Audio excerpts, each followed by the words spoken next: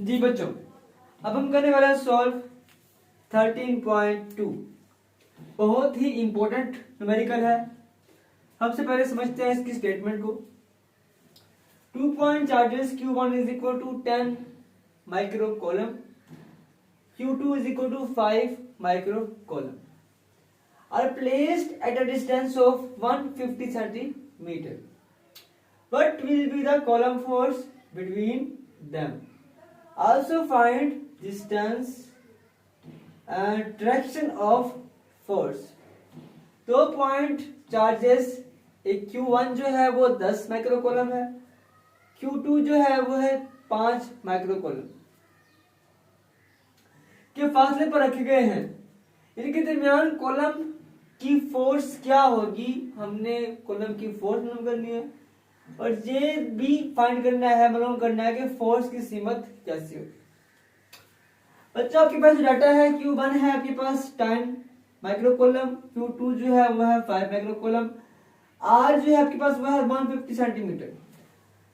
जो आपके पास डिस्टेंस होता है वो होता है मीटर के अंदर, R जो होता है फासला होता है वो किस में होता है बच्चों, मीटर में होता है। ये सेंटीमीटर में है, इसको हम चेंज करेंगे मीटर के अंदर तो इसको 100 के ऊपर तकसीम कर देंगे।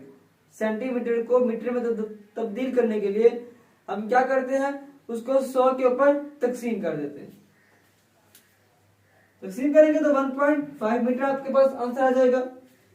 अब के जो है के कांस्टेंट है, ठीक है, तो ये कॉलम कांस्टेंट है और इसकी जो वैल्यू होती है वो होती है 9 मल्टीप्लाई 10 टू रेज़ पर 9 newton metre square per coulomb square. हमने फोर्स F फाइंड करनी है, फॉर्मूला इस्तेमाल करेंगे हम बच्चों, F is equal to 1/4 pi Q1 Q2 बटा R स्क्वायर।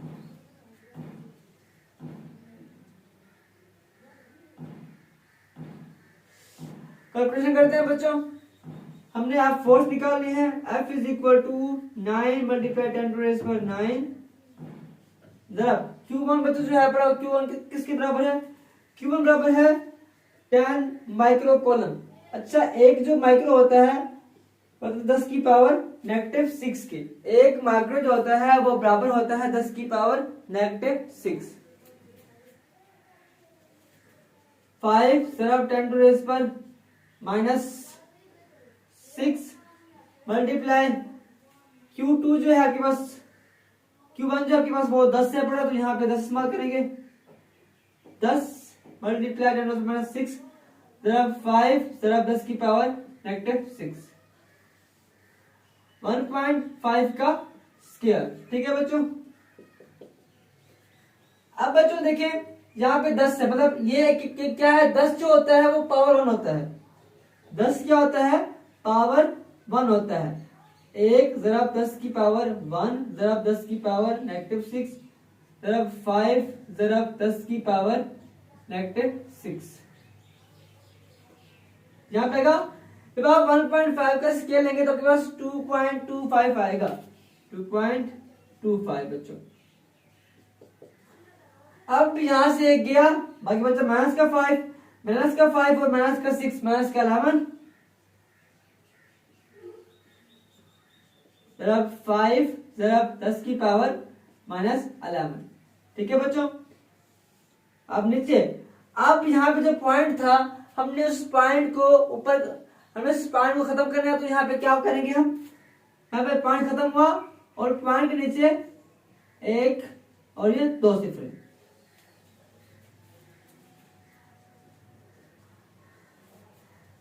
जब आप जरब करेंगे 9 को 5 के साथ तो आपके पास 9 को 5 से जरब करेंगे तो आपके पास क्या आएगा, 9 5 दा 45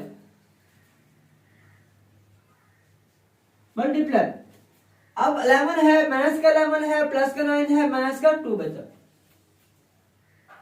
10 टू रेज़ पर -2।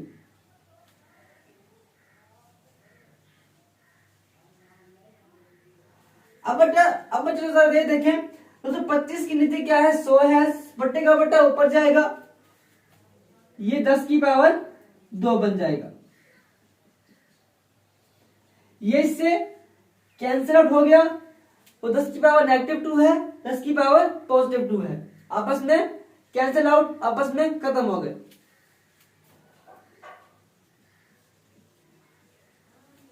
जब आप 45 को तकसीम करेंगे 225 के ऊपर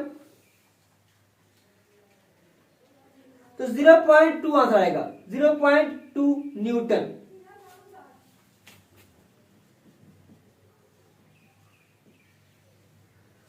तो ये बच्चों हमारा आंसर है 0.2 न्यूटन।